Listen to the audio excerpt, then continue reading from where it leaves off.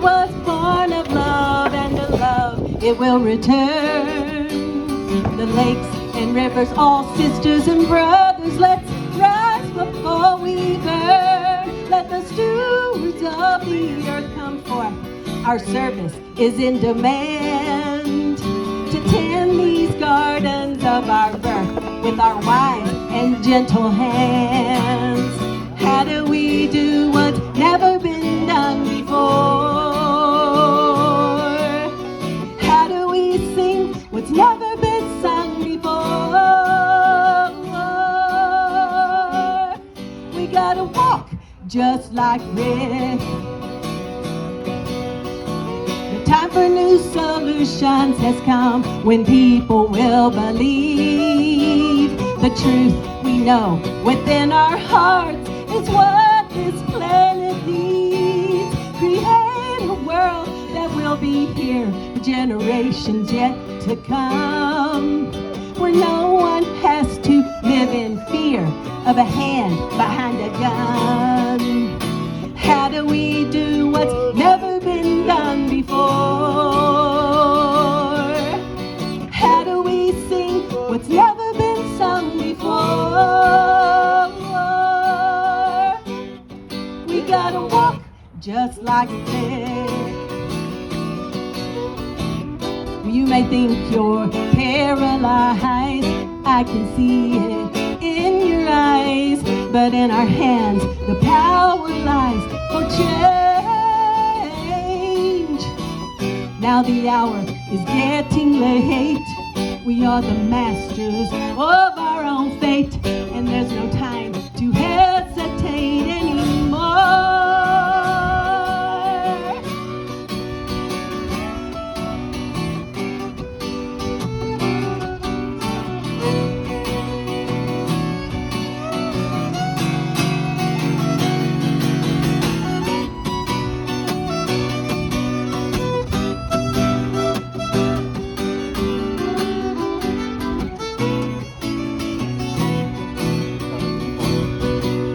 How do we do what's never been done before?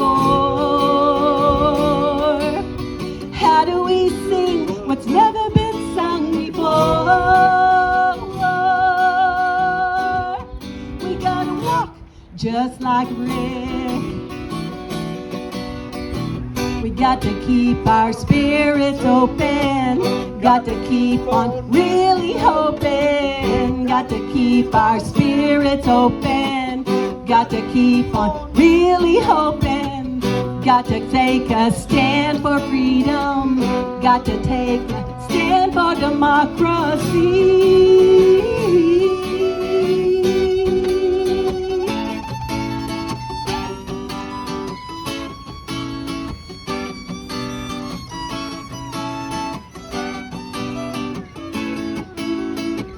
Got to keep our spirits open. We got to keep on really hoping. Got to keep our spirits open.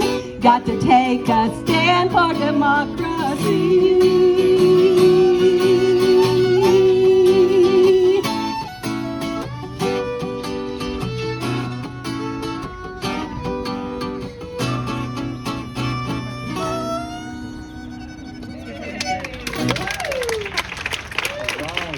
Everybody, thank you very much.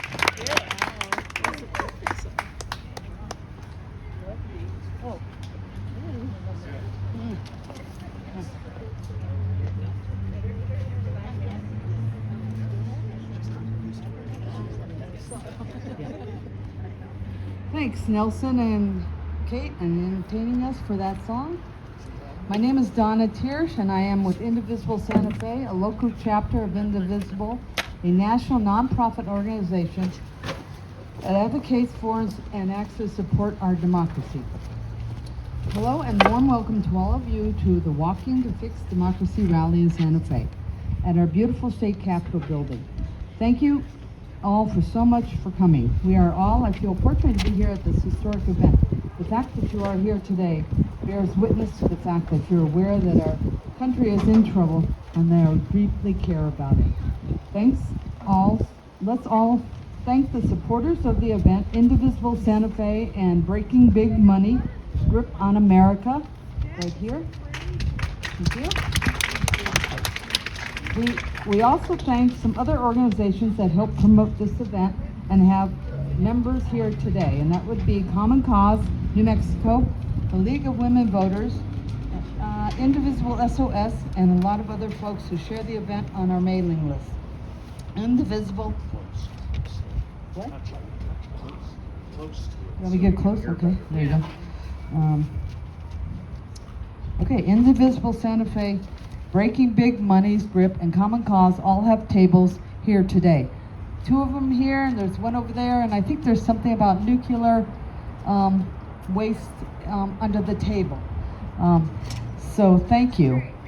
They all have items, free items on their tables. Come and check them out. We're also sign-in sheet at the tables. Please add your name if you'd like to learn more about how you can help and get email newsletters about future meetings, projects, and events. We also have a collection basket at the Indivisible Santa Fe table for donations that will go to support Rick's monumental effort. Now let me introduce Bruce Belen, who has a long career as a public sector attorney and social change activist. Bruce Belen has devoted his career to social justice issues for over 45 years. He is the author of Breaking Big Money's Grip on America. You can find his books at his table after the event. And to support Rick's walk to fix democracy, Bruce is going to tell you more about Rick Hubbard. All the proceeds of the books at today's event to support Rick's walk to fix democracy. Bruce is going to tell you more about Rick Hubbard, our feature speaker, the man who is walking across America to spotlight and draw attention to challenges facing our democracy and how it is up to us to make the fixes that create a better future. Bruce Berlin.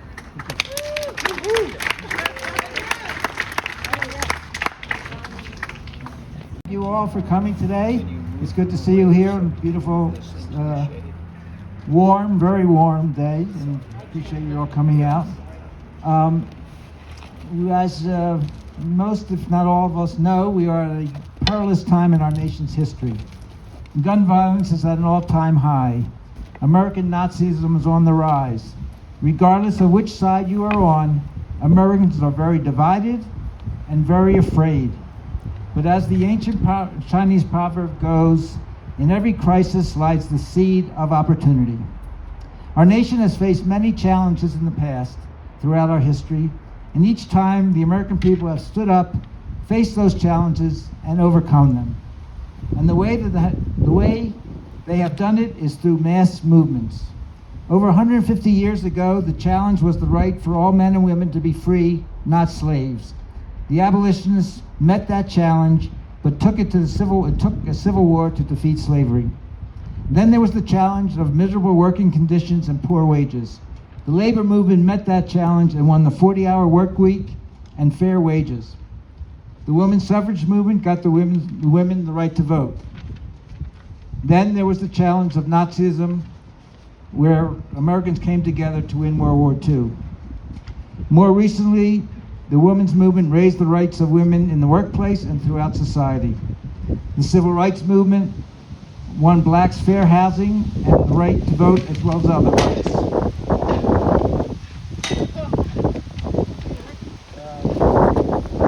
Thank you for helping us. The LGBT movement won the right to marriage for gays and lesbians, and there are other challenges that Americans overcame as well. Again and again, when Americans stood up together and fought, they improved their lives and the whole country benefited. Now we face one of the greatest challenges in our history, the right to self-government and a democratic way of life.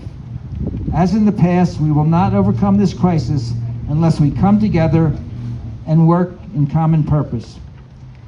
Here in New Mexico, we are fortunate to have had a Secretary of State, Maggie Toulouse-Oliver, who is helping us meet this crisis. Unfortunately, she couldn't be here today. She's officiating a wedding. In this past legislature in 2023, Secretary Maggie Luce Oliver championed 2 voting bills that strengthen the people's right to fair elections and broader voting rights. One of those bills was SB 180, an administrative-focused effort to provide the needed clarity for election administrators to efficiently and uniformly administer all public funding elections held in New Mexico. The other bill, HB 4, was policy-focused and included automatic voter registration at motor vehicle division offices and other local public offices, restoration of the right of previously incarcerated individuals to vote upon their release from custody, new protections for voter data, a requirement of 2 monitored secure ballot drop boxes per county, the first in the nation Native American voting rights bill, allowing Indian nations, tribes, and pueblos to amend their request for voting locations and to apply for secure ballot drop boxes and allow electors to use government buildings as their mailing address. And then, finally, Election Day as a school holiday. And you can find, if you go to her website, the Secretary of State's website, you can find more information about those bills.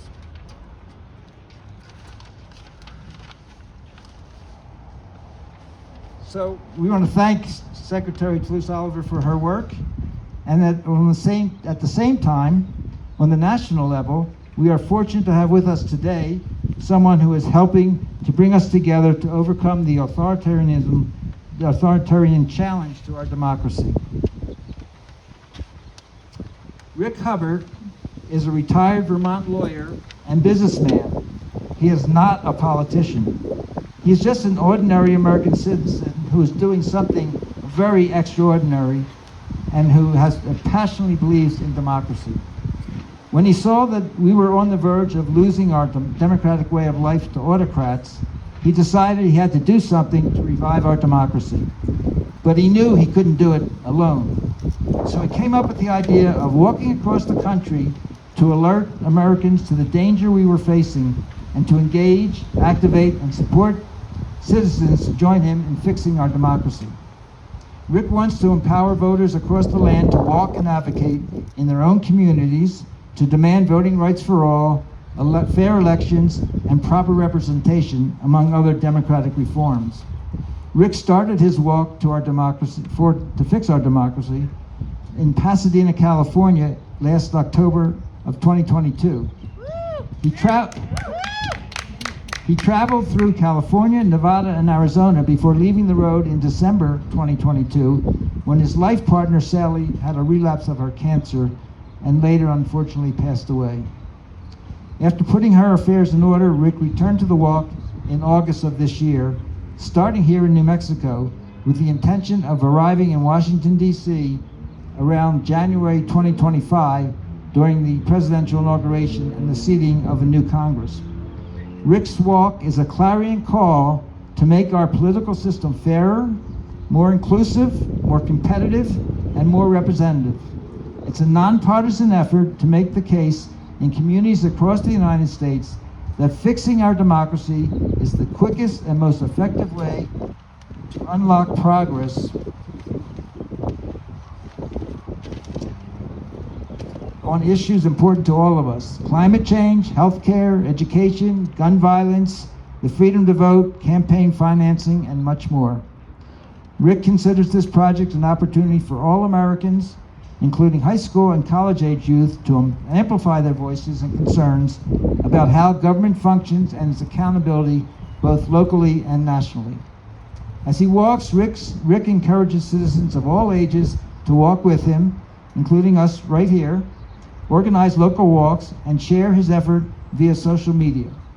He explains that, quote, "I depend on volunteers as I travel to help drive his RV," which is right over there on the street, organize events, and help get the word out.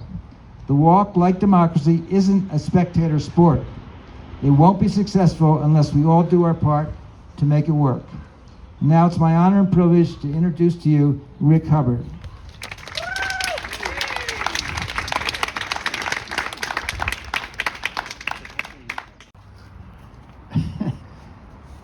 So I'm glad to be here for starters. And thank you. And thank Bruce and John and all the people that they have gathered together for helping to put this on. My walk is totally dependent on, it's a volunteer effort in every respect. And so it's like our democracy. If we're going to fix it, we've got to pitch in. And it's gotten to the point where if we continue, because huge percentages of us know good people that understand we have a problem, but are kind of sitting on the sidelines. It hasn't been bad enough in the past. We're now at a point where if we don't step up and make some pretty substantial changes, we may lose our democracy, and it may begin to happen as soon as 2024 in November. Our democracy may very well be on the line. And I think I don't have to recite some of the reasons we might want to hang on to. If we're technical and honest about it, we don't have a democracy, we have a republic, and we have elected representatives.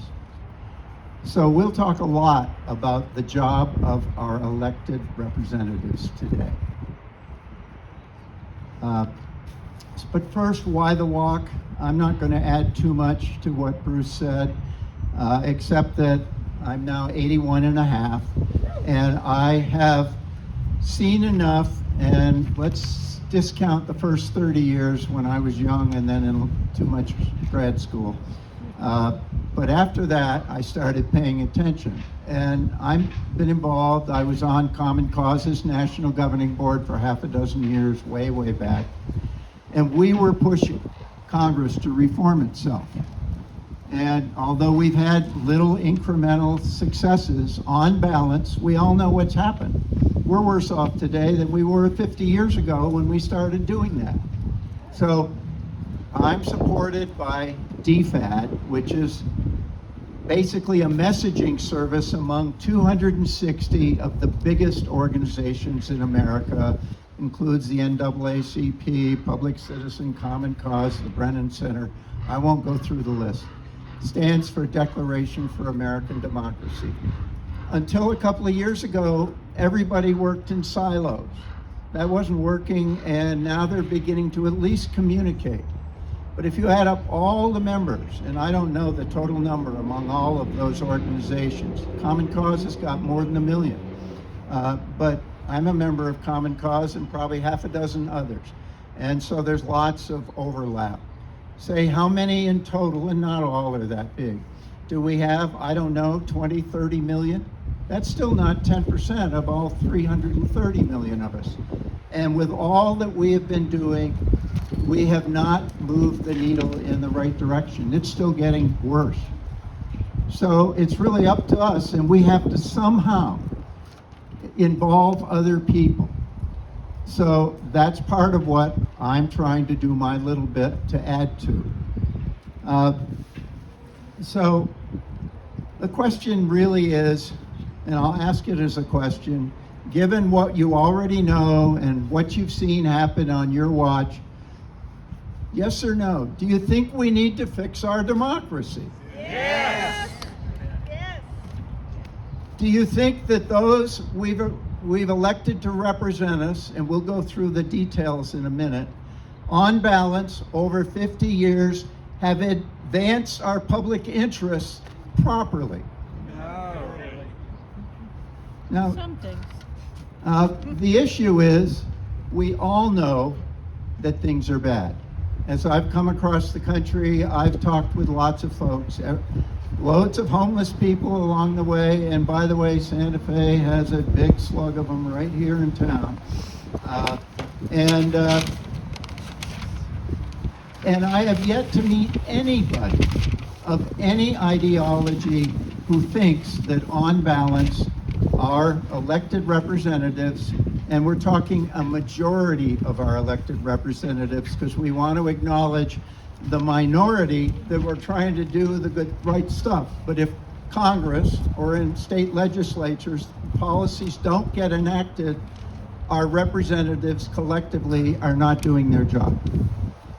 And we, as a citizenry, need to start saying that, because until the public begins to think more about the job they're supposed to do, we are going to continually be talking about, here's what the Democrats did, here's what the Republicans say, without relating it on healthcare or the economy to the job our elected representatives are supposed to do for us when they get elected.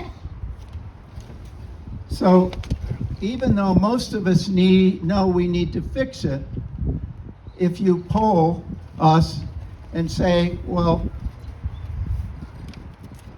how likely is it we're going to be able to do it? You know as well as I know, the average person amongst us says, no way, it's just not fixable. I mean, there are people close to me here in this group that have said so much, you know, Rick, this isn't going to change anything. Why should we do it? And that's a hard question to answer, but let me try. Because the trend is that things have been getting worse for our country, measured in lots and lots of ways that I won't take the time to recite, because I think most of us can come up with them. But we're not where it's going to end. It's getting worse. So let's talk a little bit about the job we elect our representatives to do. And let's assume first we're talking about Congress. Their job is laid out in the Constitution, in its preamble, that they take an oath to support on our behalf. And it, among other things, says they are to establish justice, ensure domestic tranquility. How are we doing on making our nation tranquil? Provide for the common defense. Promote the general welfare. Think housing, think the economy, think healthcare. That's the job. So I'm going to go through just 3 of many, many areas that are all affected adversely by the structure of our political system, and then we're going to talk about how we can change it. So the 3 I'm going to focus on are capitalism and our economy, healthcare, and our political system itself. If their job is to serve our public interests, and on the last 50 years since the 70s, we all know what's going on. Inequality has increased immensely in our country. We have a much wider division between the bottom and the top. The middle class, had smaller businesses as they become bigger corporate businesses, have kind of disappeared, and a whole lot of middle class jobs and salaries have gone with it. We now have, the studies vary, I'll use a range, 40 to 60+% of everybody working in America today that does not have a penny in savings in the bank for emergencies. Think of that. 40 to 60% that are a paycheck away from any disaster that we can conjure up. That's what underlies homelessness, that underlies drug use, alcohol. People get anxious, angry, they know. And it's getting worse. And it's going to get much worse than this, because these trends are continuing unless we fix it. So I'll ask the question rhetorically, against the job of Congress, which is, if we're going to have capitalism, which we clearly have adopted, capitalism's goal is to make money, and it's ruthlessly efficient at that. But Congress's goal is to represent our broad public interests. If we're going to have capitalism, it must be balanced so that its negatives, that it shoves an ever increasing percentage of the profits ever upwards to an ever smaller number of ever richer people at the expense of all of the rest of America. And the downside of that, which is left unbalanced, capitalism will drive wages as low as they will go as long as someone will show up for work. And you ask yourself whether wages are anywhere near for Americans the cost today given health care and housing, and of course it varies location by location. But Congress's job is to balance capitalism so that it works broadly for all of us. So now I'll ask you, how well do you think Congress is doing its job? Is it doing its job? No. Now, we'll get to fixes, but let me go on to healthcare. Again, if they do their job, the policy objective nationally would be to provide good quality health care to all Americans at the lowest system-wide total cost in a way that is sustainable economically and socially into the future. That would be doing their job on behalf of the public good. Now, what do we have instead? We have Obamacare. No one has focused on solving the problem against that goal. Obamacare doesn't do it. It leaves 25 million Americans with no insurance at all, leaves tens of millions more with inadequate insurance when you actually get really sick or have a bad accident. Yet, how many of you are aware that for the last 4 years, 3 to 4 I should say, Congress has had in front of it 2 studies that if you put them together show that we can have Medicare for all at a very high level for all Americans, virtually all 330 million of us, and if you offset the added cost on the federal side against the state savings that all the health care costs states pay for that moves over to the federal side, the extra cost in 2030 for the highest level, they evaluated 5 alternative levels of care. Pick the one that's best for citizens, i.e. most expensive.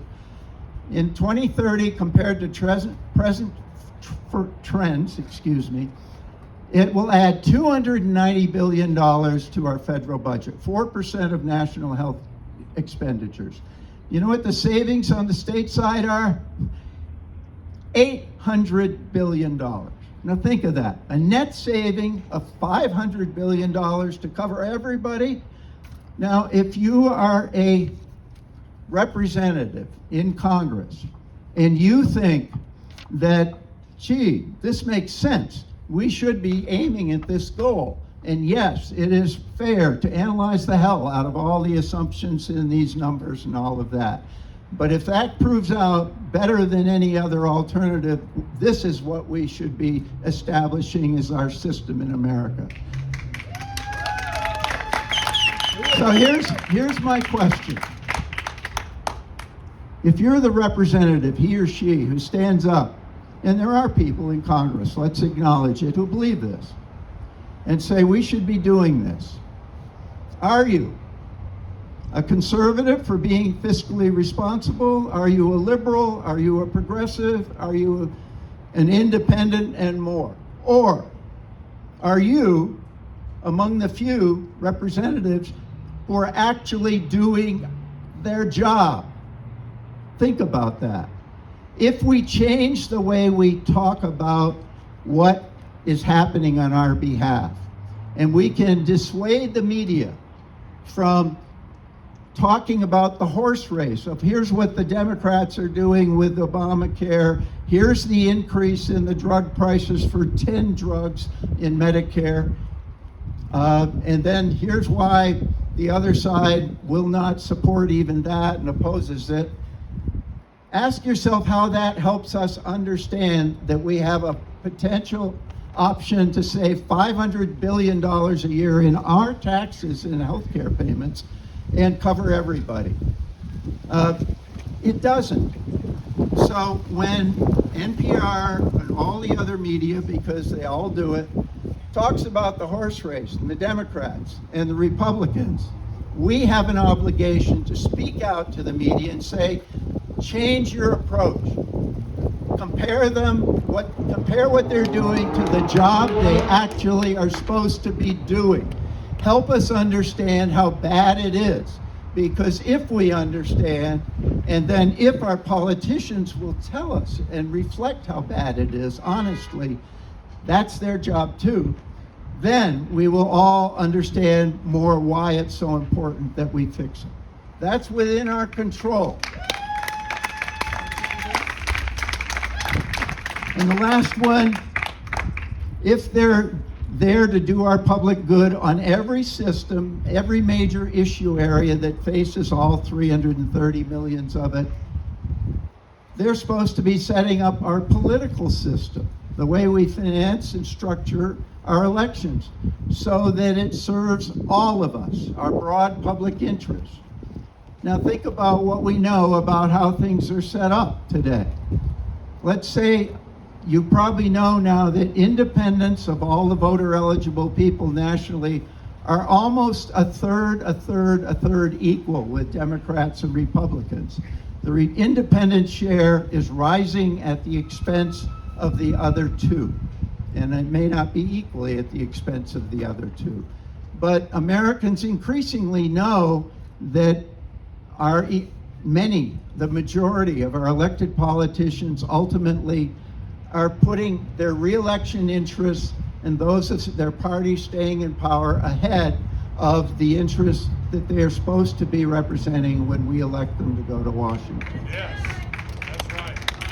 So, if their job is to set up the political system to be fairer, more competitive, to have less inequality among candidates, and to make it fairer, and ultimately to give us a better choice, a broader set of choices, and to set it up to be equally fair to independents as well as Democrats, Republicans, and other ideologies. Green Party. There are lots of parties. We all know that isn't happening properly. And let's say you're an independent. In my state, Vermont, we have a so-called open primary. That means there still are no independent candidates to choose from. No, you're not allowed. You can't be on a ballot in our open primary in Vermont. And I don't know the national versus state percentage of independents in Vermont, but let's assume it's a good chunk of a third. By the time we get done with the primary, we're 60% of the way to the general election. Nobody's heard about you. What's fair about that? And yet that's the way most of our systems are set up today. And I could go through all the other ways that they're unfair, but I suspect you could do it just as well, so I won't. So if their job is to set up our political system to serve our public interests, I'll ask you again, are they doing their job properly? No. Well, let's call it out.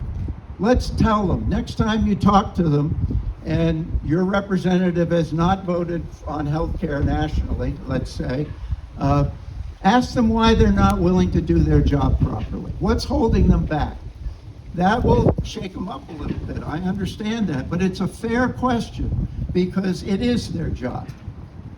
So we have to be a little more outspoken, and maybe as I get older, I'm a little more of a curmudgeon about this. But I do it not because many of the people that aren't moving the right way are good people. I know that. But if they're not, they're not.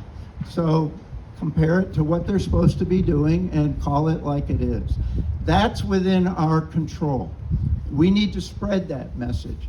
If we could get media to change how they cover our political race that way, we would be making a huge improvement in how Americans get educated about our politics.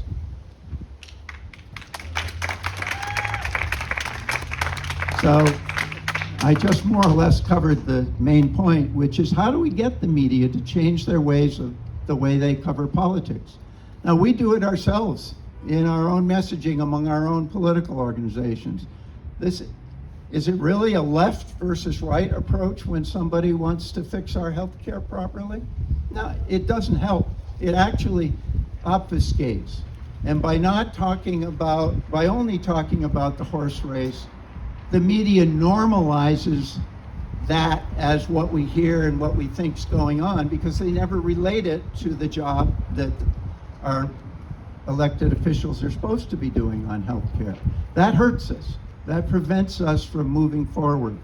So let's think about ways to change it. I'm no expert. You can think as well as I can about it, but that's worth pursuing, and that's something we can each do.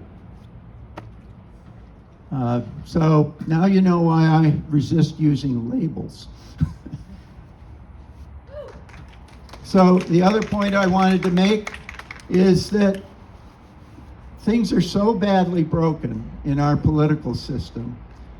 The result is we're getting improper representation for our broad public interest. But can we fix it by just outlawing gerrymandering, which is a good thing to do? Of course not. Can we fix it by any number of partial fixes? Let's say that all of us for a day or a week or a month is now the chair of General Motors, the CEO. And there's a problem. One of our lines of cars is coming off the assembly line. You can take your own pick. I'll pick on Chevys. And it's not passing crash tests. And so you ask your engineers to quickly do an analysis and tell you what might be wrong, because this is costing us a lot of money. And they come back to you and say, it's not one thing, it's many possible things and probably a mix of all of them. Maybe we're using the wrong material. Maybe the design of the material is wrong. Maybe our robots are misprogrammed. Maybe our laborers are not happy and they're not working properly, and on. If you fix one of those several items as the CEO, have you fixed your problem? Do you have a safe car? No, it's the same with our political system. And our politicians are great at coming up with incremental partial fixes that never fix the problem, like healthcare. We never attempt to. On our political system, we never attempt to make it truly fair. That's a good way to call them out, and it's a good way to think about the job we have to do. We got to fix enough of all the broken parts. So let's talk about how our political system divides us and what we can do to make its service better. And let me pick a controversial issue: gun violence. We all know the gun violence that's going on in the country. And we all know that it's almost impossible to get Congress to take any real substantive action. Sure, we'll take little things that are window dressing. We can claim incremental progress and run on it. But the polls show that of all Americans, some 60%, in a rough sense, think it's, of course we have a Second Amendment right to have a gun, but our right comes with responsibilities. If I'm going to have the gun, I've got to do all the things that responsible people are going to do when they own a gun. I won't go through them all. And if we use our right to have a gun in a way that threatens your right to have a gun or my right to have a gun, that's where Congress has to be balancing our rights with our responsibilities.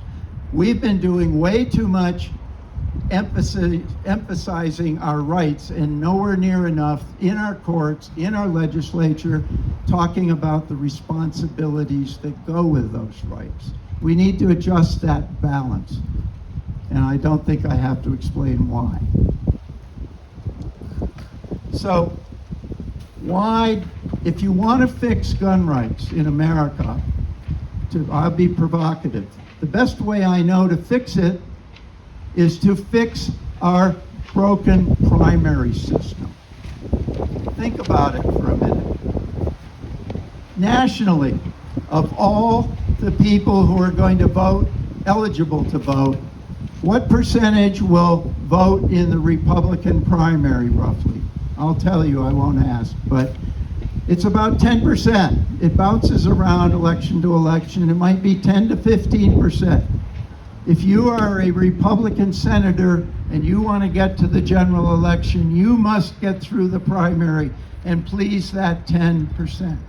But nationally, 60% of all of us believe something totally different, and you're supposed to be doing your job to represent the public interests of what's good for all Americans.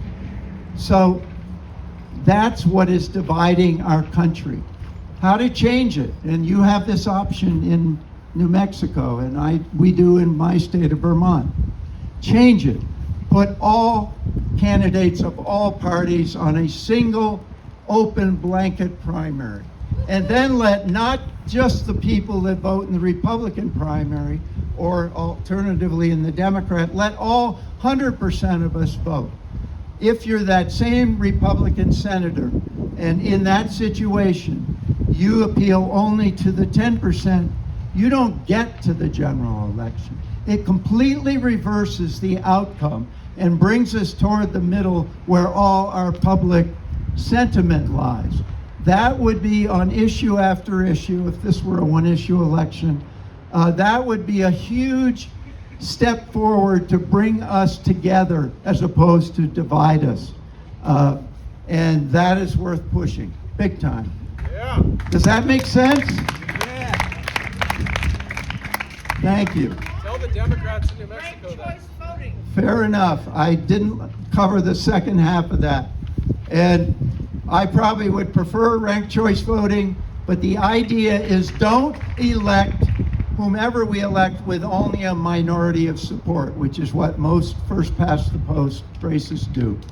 Make sure we elect with a majority. Now, I would prefer ranked choice voting. Some would argue we could do it with a runoff election. There are options, but make sure that it is whoever we elect is going to have a majority of support. That again is something we control in our states and right here in New Mexico, and you can push for that. And when it isn't happening, ask your politicians. You're supposed to set up the political system to be on our behalf, work in our public interest. Why aren't you willing to do your job? So there are a whole lot of other policies. The biggest other one that would make a difference, and it's also the hardest, is money. Most of you know that out of the 100% of us in America, only about 2% actually give even a dime to any candidate nationally. That's the average. Bernie Sanders broke through with lots and lots of public donations. It was 6 or 7 million. Added up against 330 million, you're at about 2.5%. That's it. And right now, back a presidential election or two ago, the New York Times reported that 40% of all the money that came in to run our Senate, presidential, House races, I'm getting hoarse, and the conventions, the whole 9 yards. 40% of that money came out of instead of all 330 million of us, it came from 25,000 people. You're so busy struggling just to keep your head above water. You're not in control of your life. The government, instead of balancing capitalism and putting a floor under how low things can go so that every person in America willing to work, because we need to, a full work week, ought to be able to earn enough to at least live in a frugal way and have the support services around healthcare, childcare, the things that enable people to work. Just yesterday, the local newspaper here sent a photographer, Luis, to take some pictures. And he arrived with his 5-month-old. And he and his wife both work. He gets paid low 40,000 to do his work, 40-hour week. He's trying to go to community college. They've got a new baby. His wife is working for a nonprofit here. And his community college offers childcare at $1,300 a month. That's $15,000 plus or minus a year. Those two couples And that's just childcare. That isn't health care. That isn't housing. Those two couples probably are earning more than the low 60,000s, which is the median wage of America. And look at the situation they're in. They're struggling. That's why we don't get lots of small donations from a lot of people across the country. They can't afford it. They don't have the time. But what we could do, and here's the fix, is change the way we finance the system. You take the total money that comes in to run a presidential election cycle, and you divide it by all of the registered or the potential voters in America, and you give them their share of that total in a voucher. I'll answer it, give me a minute. You give them a share, and then they can only spend it in a voucher. And the voucher is only used for giving small donations, $5-10 or whatever, to the candidates who speak to the issues that affect you. So the candidates who get elevated to be in the debates are not the candidates with the most recognition, not the candidates who have the biggest amount of money. They may have put most of it in themselves, but the candidates who have the policies that appeal to the broadest section of Americans. We can do that. That's within state control. Now, as to the question of capitalism, if I would turn it back, if our job of our congressman is to set it up to serve all of us, what better system than letting all of us contribute in a way that makes politicians pay attention to not the interests of the 2% or that tiny fraction, the 25,000, but to all of us. Which is going to, how much is that going to make a difference? And it would make quite a big difference. So it's their job to come up with those solutions. And so then there are many other things that we can do to strengthen the process. Some of them Bruce outlined that you're doing. So I want to just wind this up. Bruce said it well. Democracy is not a spectator sport. We all have to pitch in. I hope you will. I hope I've given you things to think about. And Bruce, I'm going to make a suggestion since I'm getting hoarse. I've got several examples here. Will you read them to everybody? And then I'll wind up. Thank you, Rick. So Rick's suggestions are make a sign and march, make a second sign, unlock progress on, tell your local media, cover the job versus what is, will you register people to vote, work for a pro-democracy candidate, work for a pro-democracy organization, stop using labels, watch the job versus actual on what's actually happening on each issue, support national democracy legislation like the Freedom to Vote Act, write a letter to the editor, write to your congressperson, and encourage friends to get involved.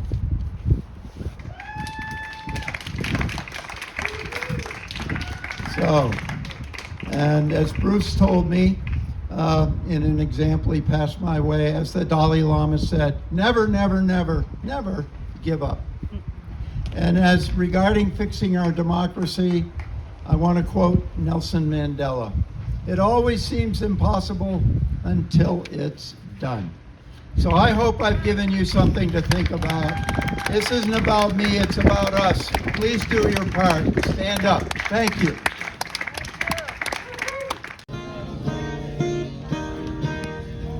I ran and fought to get the vote 100 years ago. But folks of color had to keep on fighting even more. Today we fight an evil push to take our rights away. Not one step back, no way. They want to take us back to when the rich men ruled the land, when women, black and poor, fell from the voting booth were banned. But this is our democracy and this is our demand. Not one step back, no way.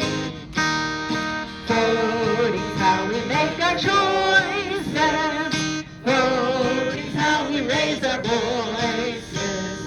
Folks, oppression is their toy, yet not one step back, no way.